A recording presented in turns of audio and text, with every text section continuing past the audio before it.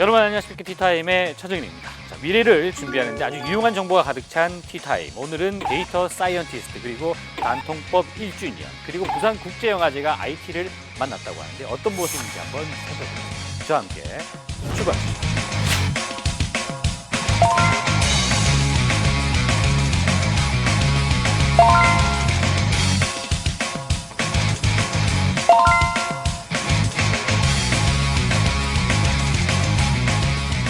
DT의 시대가 온다. 데이터의 시대가 온다. 데이터를 이제는 분석을 하지 않으면 기업이 생존하기 어려울 정도로 중요합니다. 데이터 사이언티스트는 기본적으로 데이터를 연구하는 과학자이긴 합니다. 과학자입니까? 네. 이 아주 섹시한 이 데이터 사이언티스트가 되려면 어떻게 해야 될 것이냐. 매년 10월이면 영화의 도시로 탈바꿈하는 여기는 부산. 그나저나 IT 방송 티타임이 영화제로 달려온 이유. 10월 하면 우리가 이 단통법을 떠올릴 수밖에 없습니다. 중고 시장에서 아이폰이 중고가 굉장히 비싸요. 34만 5천 원이죠, 지금. 이거를 다 쓰는 통신사가 거의 없어요. 통신요금 절감 이거는 네, 히트랜드 뭐 좋아하십니까? 혹시 칵테일? 키스 오브 파이어 불키스. 예. 네. 예, 알겠습니다. 네, 오늘의 팁. 미래의 유명한 직업 중에 하나가 데이터 사이언티스트라고 합니다. 뭐 일각에서는 21세기의 가장 섹시한 직업이다. 뭐 이런 표현들도 나오고 있는데 어떤 이야기인지 어떤 내용인지 오늘 자세한 얘기를 해봅니다. 김옥기 센터장 함께합니다. 안녕하세요. 안녕하세요. 데이터 분석가 이런 걸 많이 들어봤는데 네. 데이터 과학자까지는 많이 없는 것 같아요. 미국에서는 예. 지금 그 잡 사이트를 보면은 네. 많이 올라오고 있는데 한국에는 아직 데이터 생태계가 마련되지 않은 상황이라서 그래요? 좀 생소하긴 합니다. 최근에 뭐 이제 테슬라, 뭐 넷플릭스, 우버, 에어비앤비, 뭐 팔렌티아 등등등 이런 어떤 어떻게 보면은 혁신의 기업들 뭐 이런 얘기를 한단 말이에요. 이제 그런 기업들의 이제 공통점이 있다. 뭐 이런 얘기를 하더군요. 네. 우버나 넷플릭스 같은 경우에는 아주 뼛속까지 네. 혁신적으로 데이터나 데이터 과학을 활용한 회사들이고요. GM온스타나 멜라이프 그리고 뱅크 오브 아메리카, 월마트 이런 회사들은 예. 전통적인 회사인데 한 40년 된 회사들이죠. 근데 이제 실질적으로 들여다보면 그 혁신적으로 내부를 구조를 바꿔서 예. 데이터를 활용한 새로운 혁신적인 그런 회사가 된 거죠. 얼마 전에 그 마윈 회장 말이죠. 네, 네. 이제는 DT의 시대가 온다. 그러니까 데이터의 시대가 온다. 뭐 이런 얘기도 하고 뭐 다양한 곳에서 이제 데이터가 중요하다는 얘기를 많이 하고 있어요. 얼만큼 중요합니까?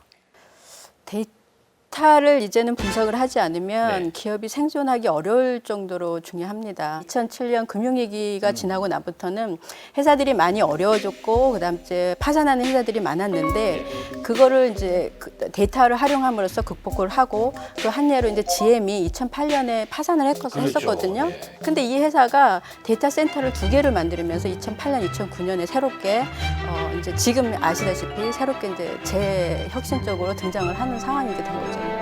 예를 들면 아마존의 클라우드 베이스란 서비스라든지 구글의 검색 기반으로 한 서비스, 그다음에 넷플릭스의 고객 지향 컨텐츠를 마련하는 거 이런 것들이 되는 거죠.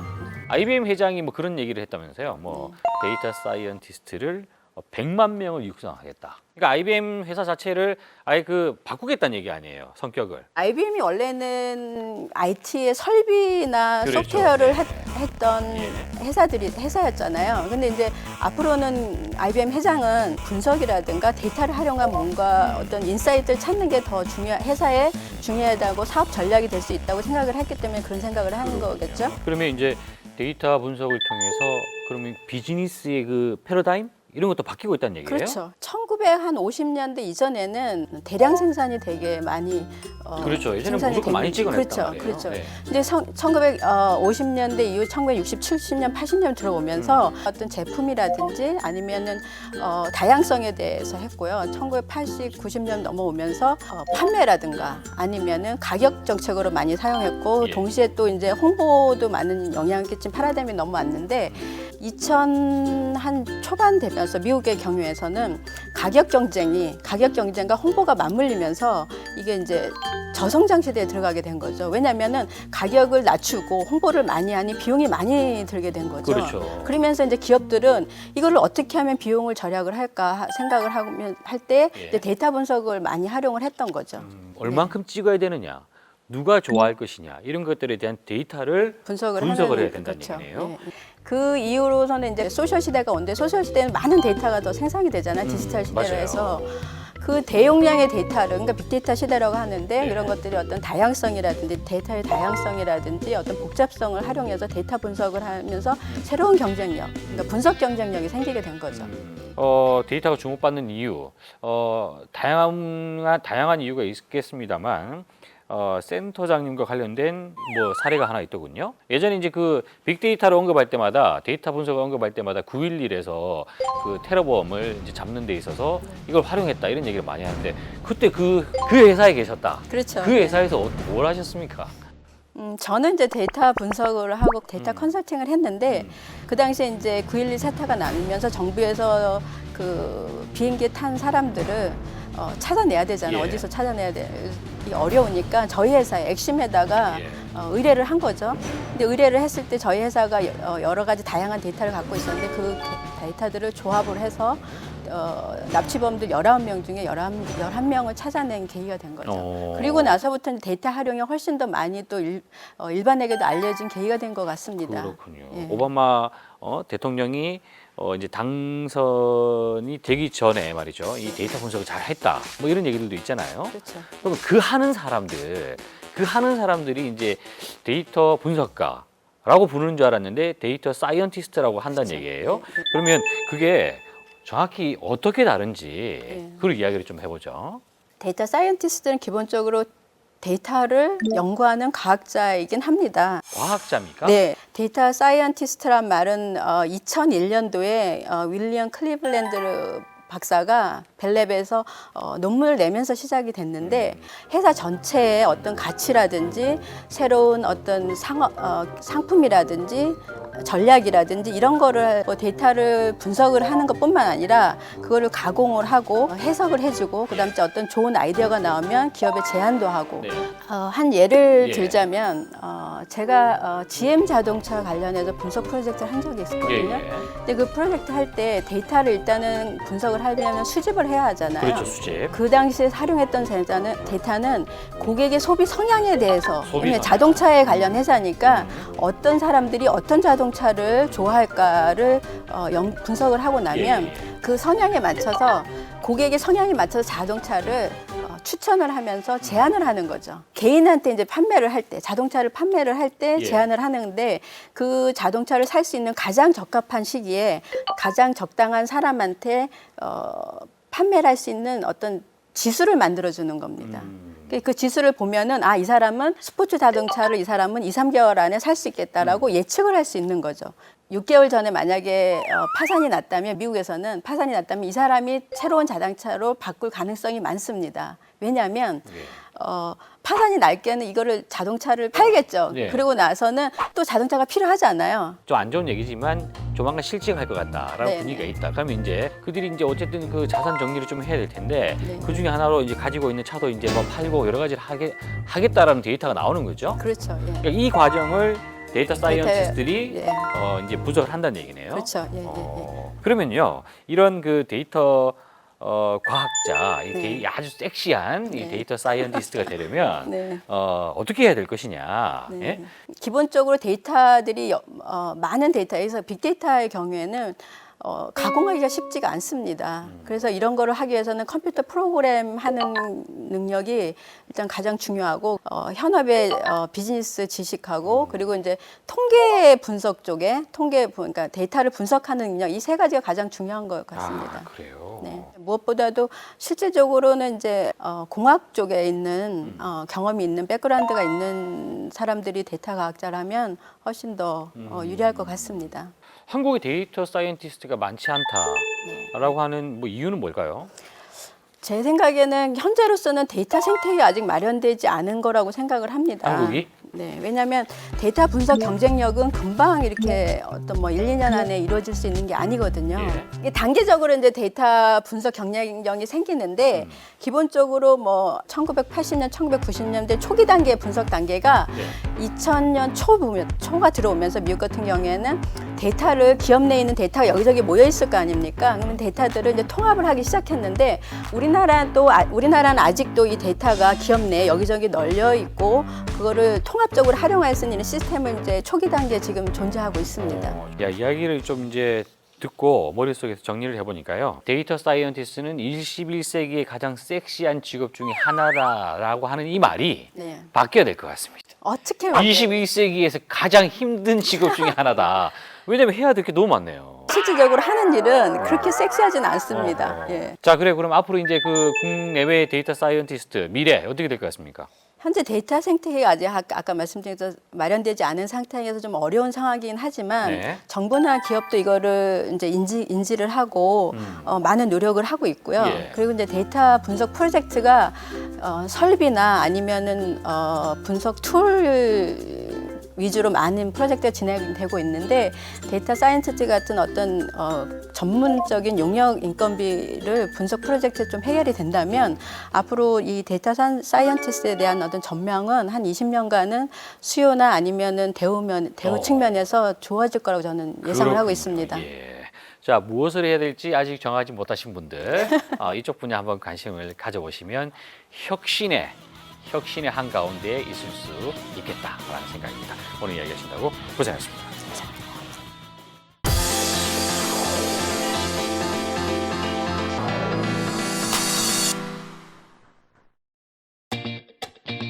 매년 10월이면 영화의 도시로 탈바꿈하는 여기는 부산. 20살 성년을 맞은 2015 부산국제영화제가 올해도 어김없이 화려한 막을 열었습니다. 그나저나 IT 방송 티타임이 영화제로 달려온 이유, 바로 개막식에서 찾아볼 수 있었는데요. 영화제와 IT가 만나 생생한 현장을 전 세계에 전달합니다. 바로 구글이 선보인 구글 플레이 인사이드 비프 페이지가 주인공인데요. 4개의 풀프레임 DSLR 카메라와 특별히 제작된 360도 특수 장비로 TV 앵글에서 사라진 스타를 좌석 끝까지 따라갈 수 있게 한 것입니다. 촬영 담당자는 각 지점마다 4번씩 사진을 촬영하며 개막식 현장 전체를 입체적으로 담았는데요. In constructing that camera rig, there are 3 parameters that are important to us. We've built 2 of these rigs and we have a team of very skilled operators who will carry them throughout the rig. Each camera rig has 2 camera operators operating the camera. The way it works is that they walk up to the place where we would shoot the photo, they sit down, actually climb underneath the rig, and then they release the cameras with the remote control that is attached to the cameras. They do that 4 times for every waypoint, and when that is done, they get up, pick up the camera rig, and quickly move to the next position where we shoot the next waypoint. 촬영된 사진들은 합성 소프트웨어를 통해 각 촬영 지점과 사람의 위치를 확인하며 최대한 자연스럽게 이어붙이는 수정 작업을 거치게 됩니다. 좀 더 흥미로운 경험을 제공하기 위해 개막식이 끝난 바로 다음 날 웹사이트를 오픈했습니다. 자, 그럼 개막식의 생생함을 한번 느껴볼까요? 오호! 대륙여신 탕웨이도 조각미남 정우성도 눈앞에서 확인할 수 있습니다. 또 낯선 외국 배우의 필모그래피도 간단하게 확인할 수 있는 등 알찬 구성까지 눈에 띄는데요. 20주년인 부산국제영화제와 같이 참여하는 거에 큰 의미를 두는데요. 영화제에 직접 오시지 않고서는 체험할 수 없는 부분들이 많습니다. 그래서 영화제를 가장 가까이 체험할 수 있게 저희가 인사이드 비프라는 프로그램을 운영을 하고 있고요. 또 한국만이 아닌 또 세계에서 같이 즐길 수 있는 축제인 만큼 여러 사람들, 세계의 영화인들이 즐길 수 있게 준비를 했습니다. 영화제 기간 동안 해운대에 설치된 구글 플레이 부스에서도 구글 플레이 인사이드 비프를 직접 체험할 수 있는 체험관이 마련됐습니다. 일단은 좀 많이 신기했고요. 그리고 제가 현장에는 없었는데 이걸 보면서 현장에 있었던 느낌을 많이 받았던 것 같아요. 그 360도 뭐 카메라를 써서 그런지 그 전반적인 모습들을 다 볼 수 있었고요. 그리고 영화배우 궁금한 제가 잘 모르는 영화배우에 대해서 그 위에 보시면 표시가 하나 있는데 그걸 딱 누르는 순간 그 영화배우의 필모그래피라는 정보를 알 수 있어서 자세하게 좀 알 수 있어서 좋았던 것 같습니다. 어제 저희들 이제 가족끼리 이제 구미에서 이제 부산국제영화제 개막식 보러 왔는데 개막식 못 봤습니다. 실제로 보니까 굳이 개막식 안 가고 여기에서 와가지고 이 화면으로 보니까 더 좋은 것 같아요. 실제로 배우들도 더 가까이 볼 수도 있고 하니까 되게 좋은 것 같습니다. 구글의 IT 기술과 부산국제영화제의 만남으로 우리 문화 콘텐츠를 전 세계적으로 홍보할 수 있는 큰 기회가 된 셈인데요. 온라인으로 더욱 생생한 체험이 가능해진 만큼 앞으로 더 가까이, 더 스마트하게 변모하는 부산국제영화제로 발전하길 기대합니다. 지금까지 부산에서 티캐스터 김소정이었습니다.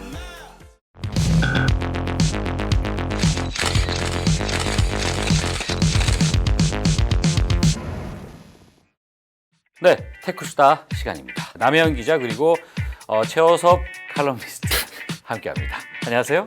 예. 안녕하세요. 자, 지금 이제 10월인데요. 10월 하면 우리가 이 단통법을 떠올릴 수밖에 없습니다. 사실 단통법 작년에 말이에요. 네. 굉장히 말이 많았지 않습니까? 그렇죠. 저도 이 티타임을 통해서 많은 이야기를 했었는데 그때는 심지어 제가 이런 말들을 했더라고요. 법이 이래도 되는 겁니까? 라는 말도 했던데 제가 이거 굉장히 겸손한 발언이 아니었나 그런 생각들을 좀 합니다. 왜냐하면 1년이 좀 지난 시점에 부정적인 것만 있을 줄 알았는데 긍정적인 것들이 있더라라는 평가들이 있어요. 지난달에 발표했던 그 애플. 그때 애플이 뭔가를 발표를 했었죠? 네, 맞아요. 뭐였죠? 아이폰 새로 업그레이드 프로그램을 발표를 했었죠. 업그레이드 프로그램. 한 달에 뭐 6S 같은 경우에는 예. 매달 35,000원씩 1년을 내면 그 해마다 새로운 폰으로, 새로운 아이폰으로 바꿔서 쓸 수 있도록 하게 하는 그런 프로그램입니다. 애플 입장에서는 손해 아닙니까?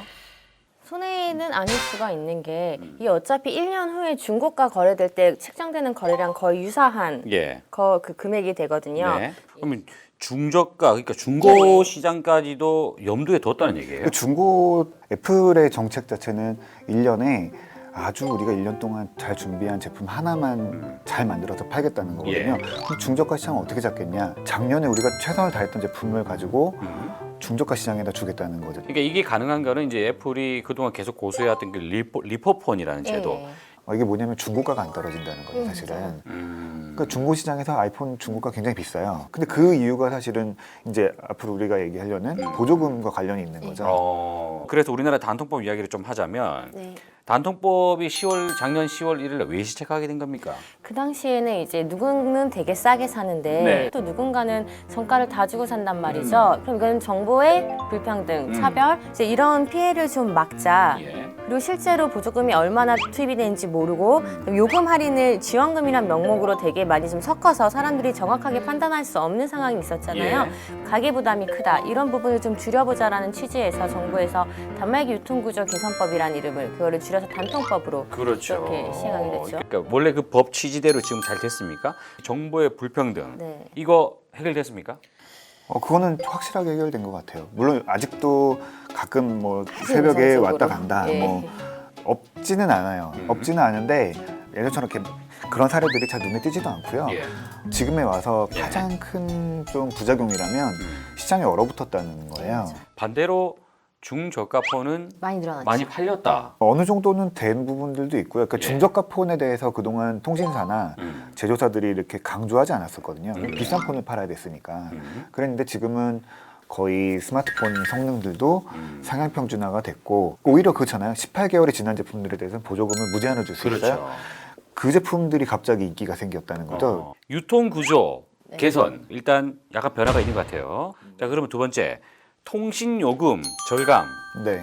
이거는 어떻게 됐습니까? 두 가지 정도로 좀 나눠 아주 양분이 됐다고 하더라고요. 그러니까 지금 이러고 나서 데이터 중심 요금제 이런 것들이 많이 나왔잖아요. 예. 근데 실제로 데이터 중심 요금제 좀 저렴한 요금제 같은 경우에는 제공되는 데이터 양이 너무 적은 거예요.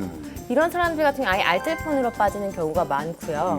그리고 아니면 아예 어차피 이 정도 돈을 내고 데이터가 모자랄 경우에는 돈을 조금 더 주고 더 고가 요금으로 가겠다. 그래서 실질적으로 그 지금 판매 단가가 좀 올라갔잖아요. 통신사에. 근데 또 미래부에서 낸 자료는 시행 전과 지금 따졌을 때 6만 원대 이상 쓰는 이용자가 지금 2.9%로 줄었다라고 얘기를 했고 4, 5만 원대 요금제도 17.1%에서 지금은 뭐 저 같은 경우만 해도 실제로 제가 단통법 전에는 8만 원대 요금을 쓰고 있었단 말이에요. 심지어 데이터도 5기가밖에 주지 않는. 그랬는데 무제한으로 이제 바뀌면서 요금은 5만 원대로 떨어졌습니다. 근데 왜 항상 그 고지서에는 왜 항상 7만 원대가 나오는지 굉장히 미스테리하네요. 그러니까 요금 내는 돈이 달라진 것 같진 않고 예. 같은 요금을 내고 쓰는 통신 서비스의 변화가 좀 있다고 봐야겠죠. 네. 이제 세 번째로 이야기할 부분이 자 이제 보조금 부분입니다. 네. 그 상한제를 뭐 폐지해야 된다 이런 얘기도 하잖아요. 아마 지금 정부 입장에서는 그냥 그대로 쭉 갈 것 같은 게요. 네. 34만 5천 원이죠, 지금. 이거를 다 쓰는 통신사가 거의 없어요. 아주 소수의 단말기만 그 그렇죠. 금액이 들어가기 때문에 네. 우리가 이 상한제를 없앤다고 하더라도 통신사가 더 이상의 뭐 돈을 쓰지 않을 거다. 그러니까 더 큰 논란을 만들지 않겠다. 그런 게 지금 정부의 스탠스로 보이고요. 보조금을 상한선으로 움직이면 선택약정제라 그래서 내가 내 단말기를 가져갈 테니까 보조금 주지 말고 요금을 더 할인해줘. 예. 20%까지 받을 수가 있죠. 네. 근데 이게 보조금 액수랑 연동이 된단 말이에요. 그럼 보조금이 많이 올라가면 선택약정제 요금 할인율도 따라서 올라가게 되는 그런 상황이 있기 때문에 통신사에서도 더 이상 보조금 올리는 것에 대해서 더 부담감을 가져갈 수가 있는 거죠. 그렇군요. 야 이거는 누구도 건들려고 하지 않을 것 같은데요. 근데 좀 저는 하나 건드렸으면 좋겠는 거는 예. 34만 5천 원이 지급되는 기준은 통신사가 제공하는 가장 비싼 요금제를 썼을 때 기준인 거예요. 네. 근데 우리가 보통 3, 4, 5만 원대 보통 포진해 있단 말이에요. 그럼 그 사람들이 보조금을 좀 더 받을 수 있도록 그 선을 좀 끌어내려야 된다는 거죠. 자 그러면 이제 조만간 말이에요. 네. 이제 또 아이폰 6s 그리고 S 플러스가 이제 한국에 또 들어오지 않겠습니까? 그렇죠. 단통법이 어쨌든 그대로 가는 거기 때문에 뭐 여기서 현명한 뭐 이 구매 방법이다. 뭐 이런 팁이 있습니까? 굳이 산다면 단말기별로 다르기는 하지만 선택약정제가 훨씬 더 저렴하게 살 수 있는 계기가 되지 않을까. 이게 아까 우리 얘기했던 자급제랑도 좀 이어지는 예. 건데 이런 자급시장이 그래서 지금 한국에서도 조금씩 커지고 있고요. 글로벌로도 좀 생겨나고 있는 추세인 거죠. 그래서 그러면 네. 1년 동안 아이폰이 많이 팔린 건가요? 근데 이거에 대한 분석은 여러 가지가 있는데요. 실제로 이런 얘기도 있고 동시에 작년에 좀 되게 큰 변화가 있었잖아요. 아이폰에서 그렇죠. 대형 크기가. 화면으로 네. 바뀌었죠. 그런 부분에 한국에서만 점유율이 오른 게 아니라 예. 글로벌 전체로 판매량이 많이 올랐기 때문에 그런 트렌드를 좀 같이 가져간 것 아닌가라는 분석도 함께 있는 거고요. 또 하나 중요한 부분은 아이폰은 아무 때나 사도 된다. 기다려도 값이 안 떨어진다. 그리고 이제 중고로 팔려고 했을 때도 일정 수준의 값을 보상받을 수 있다는 믿음이 생겨버린 거예요. 근데 기존의 제품들, 국산 제품들 보면은 단통법 시행 이후에 큰 타격을 입었어요. 그 돈 주고는 못 사겠다는 거죠. 언제든지 가격이 움직여 왔으니까 단통법 시행 이후에도 사람들이 기다려왔던 거죠. 그러니까 제품의 가치를 좀 유지해 줬으면 싶다는 거예요. 가치를 지켜달라는 거죠. 국내 제조사들도 예전처럼 가격을 막 이렇게 뭐 갑자기 80만 원 받던 거를 뭐 17만 원 받고 이렇게 못 하게 됐잖아요. 이걸 잘 유지를 하면은 고급폰 또 고급폰대로 시장을 유지할 수 있지 않을까 싶어요. 자 그러면 오늘 테크수다 역시 또 마지막 좀 정리를 하면서 끝내도록 하겠습니다. 자 최 기자, 네. 최 칼럼니스트, 최 프리랜서, 최 백수, 최 기자 마지막으로 통신 시장에 대해서 얘기를 하다 보니까 한마디 좀 했으면 좋겠는 부분이 예. 사실 저는 실버폰이라는 말을 별로 안 좋아하거든요. 제품을 갈라서 예. 어른들이 쓰는 것에 대해서 가격을 낮추고 뭐 기능을 줄이고 이런 게 아니라 어른들이 더 잘 쓸 수 있도록 뭐 학생들이 더 잘 쓸 수 있도록 그런 토양을 만들어 주는 게 오히려 고가폰들 그렇군요. 좋은 제품 더 많이 팔 수 있는 길이 아닌가 싶습니다. 저희 부모님은 어머니는 갤럭시 S3를 쓰고 계시고 네. 아버지는 G 플렉스 아시죠? 요거 그렇게 돼 있는 거 이거. 요거 쓰고 계십니다. 예. 저희는 아버지랑 그 아기 사진을 구글 포토로 보면서 보고 있습니다. 자, 지금 한번 배틀 한번 하자는 얘기입니까? 예. 한번 해볼까요 지금? 네. 자, 남 기자. 예. 뭐 굳이 고가폰만 고집할 필요 없다. 예. 뭐 중저가 혹은 중고폰에서도 충분히 고사양을 가진 좋은 폰들이 많이 나오고 있으니까요. 네. 선택권을 좀 다양하게 보시고 그렇게 비교해서 구매하시는 게 어떨까 이렇게 정리해 보겠습니다. 맞습니다. 요즘 진짜 중저가폰 너무 좋은 게 많이 나왔어요. 예. 그렇기 네. 때문에 꼭 따끈따끈한 거 새로 나온 거 이걸 사야 된다는 그런 어떤 그 부담, 스트레스 그거에서 벗어난다면 네. 이 시장이 좀 아름답게 가지 않을까 하는 그런 생각이 드네요. 오늘 이야기하신다고 고생하셨습니다. 수고하셨습니다. 그렇습니다. 예, 제가 갑자기 봤는데 네. 이거 보고 제가 에르메스이라고 보였는데 아니에요. 예. 그냥 아날로그 이거 시계입니다. 스마트 시계가 아니네요. 아니에요. 아날로그 시계. 충전을 못했어요. 예. 스마트 애플워치가 싫어졌습니까? 아니요. 그 솔직하게 얘기하세요. 싫어진 거죠? 아니, 충전을 해야 되는데 네. 충전을 못했어요. 아주 순간적으로 놀랐습니다. 이거 아니에요, SMS인가 아니에요. 했더니 예, 남현 기자는 더 이상 애플워치를 안 사지 찾아간다. 않는 걸로 예, 이렇게 정리해서 이렇게 해서 편집해서 예, 애플에 제가 보내도록 하겠습니다. 자, 스마트폰 잃어버리신 적 있죠? 없는데요. 없어요? 휴대폰은 왜 잃어버립니까? 휴대폰 잃어버리면 술을 자주 드시나요? 아 제가 술을 아니라 자주 드시나요? 저기 택시에? 저기 잃어버리면 대체로 이제 그 내 폰이 어디 있는지를 확인할 수 있잖아요. 그렇죠. 이게 처음에 우리나라에서는 이제 안 나오다가 갑자기 어느 날 지도에 딱 뜨거든요. 주무리가 있는 거죠. 어허. 그렇게 따지면 이 나의 위치, 그 내 폰의 위치 찾는 이 기능은 별로 의미가 없는 것 같아요. 마음만 아프죠. 마음만 아프죠. 이 망망대해에 떠나고 있다는 그걸 보면 그걸 확인하면 얼마나 마음을 아프겠어요. 그렇죠? 뭐 그 이유는 저희가 뭐 정치를 이야기하는 썰전이 아닌 관계로 예, 저희는 이제 그걸 할 수 없고 그죠? 예. 오랜만에 썰전 그래 얘기를. 썰전에 다 하세요. 요즘 썰전이 이상하게 자꾸 이상하게 이쪽 주제로 많이 하는 것 같은데 그러지 마세요 좀. 네? 봐달라고 그랬잖아요. 이런 얘기는 시작할 때. 그러게 오늘 우리 봐달라고 시작할 때 봐달라고 그랬는데 예. 자 아무튼 제조사들이 만약에 자급제 쪽으로 간다 그러면 통신사 입장에서도 그럼 우리도 폰을 만들겠다 라고 해버릴 수도 있겠네요.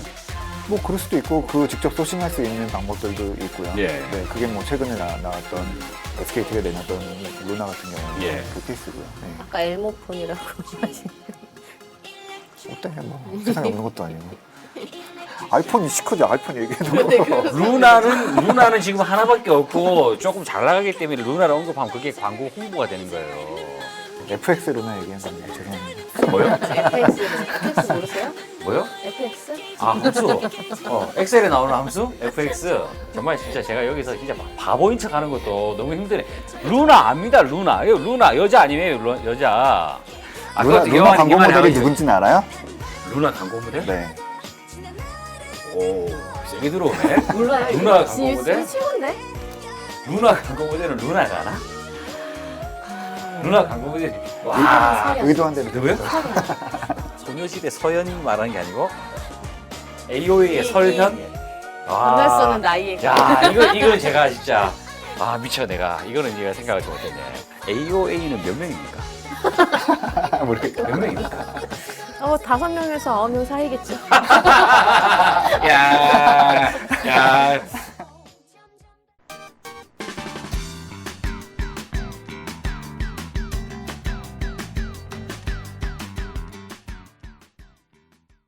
네, 티트렌드 강재민 컨설턴트와 함께합니다. 안녕하세요. 안녕하십니까. 자, 오늘은 어떤 또 재미나고 기발한 아이템 네. 준비하셨습니까? 굉장히 쉽게 제조할 수 있는 IT 스틱, 굉장히 쉽게 칵테일을 만들 수 있게 도와주는 기구라고 보시면 됩니다. 칵테일을 쉽게 만들어주는 예. 도구다.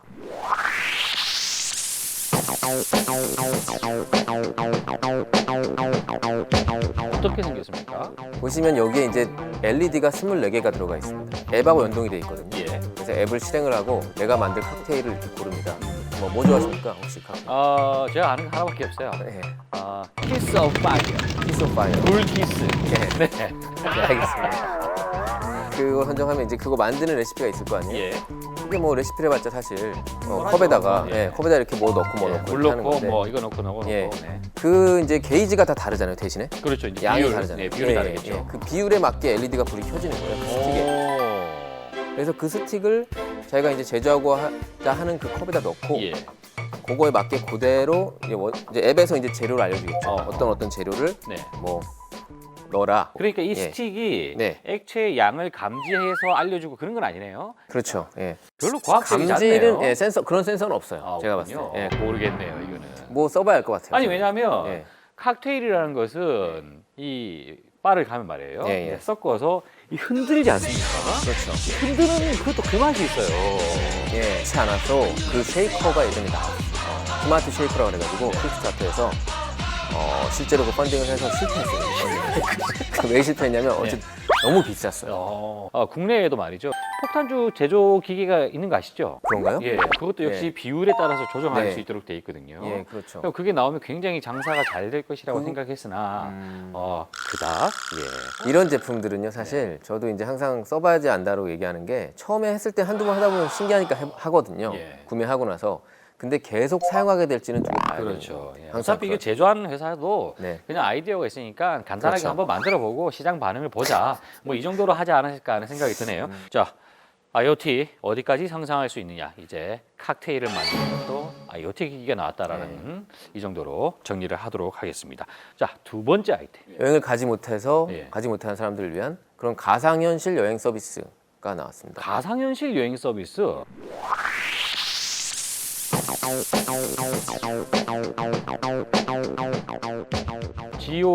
지오라마. 파노라마를 합쳤겠네요. 예, 센스 있으시네요. 예, 뭐 제가 뭐 티타임 초등학교 3년이면 역시 오래 하지 않습니까? 네, 알겠습니다. 네. 이 지오라마라는 서비스는 뭐냐면 소파에서 그냥 너가 바르셀로나든 뭐 시카고든 뭐 이런 데를 정말 뉴욕이든 정말 경험할 수 있게 해주겠다라는 이제 어떻게 보면 컨셉이죠. 현장에 나가 있는 가이드들이 실시간으로 이제 생중계를 하는 거죠. 그 자기가 갖고 있는 무슨 뭐 고프로라든지 이런 카메라를 이용해서 내가 여기 왔는데 여기는 뭐 어떻게 돼 있고 막 설명을 해주면서 사용자들이 막 이것저것 물어보고 뭐 요청하기도 하고 실시간으로 이제 이 사람하고 인터랙티브하게 이제 대화를 하고 이제 조금 더 이제 생생함을 느낄 수 있게 전달하려는 거죠. 이게 무슨 가상현실입니까? 저도 사실 아까 걸어서 세계 속으로 KBS의 유명한 프로그램입니다. 맞죠? 오히려 그게 더 낫죠.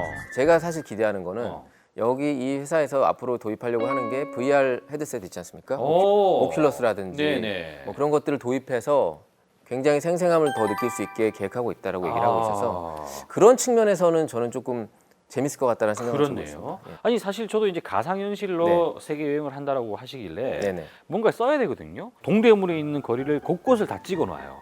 그러면 이제 미국에 있는 사람이 한국을 가야 되겠다. 근데 동대문이라는 곳을 한번 가봐야 되겠다고 생각을 한다면 그 콘텐츠를 VR 기기에 내려받아서 일단 집에서 보는 거죠.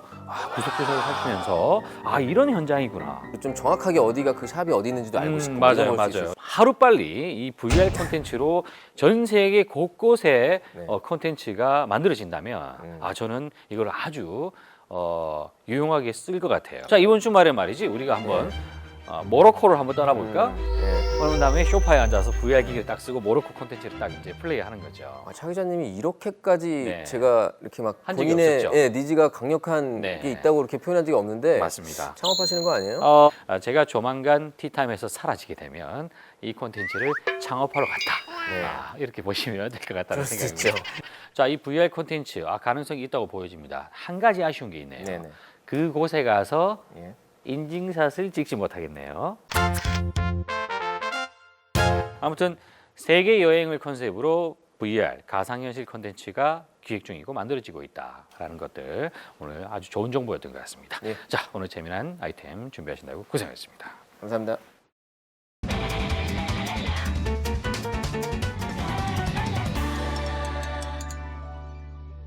네, 티타임 오늘은 이 데이터 사이언티스트란 무엇이며 어떤 일을 하는지에 대해서 한번 살펴봤습니다.